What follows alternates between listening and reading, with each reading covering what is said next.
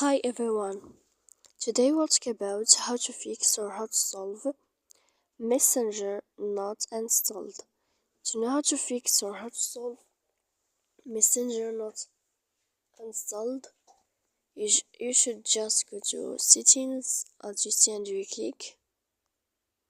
After that we click apps, default apps, app settings. Here in this list you will search about Messenger. You will find it here. Then you will go to click for stop and you will click OK. Then you will enter to storage. After that we click clear cache, and in the end you can turn off your phone.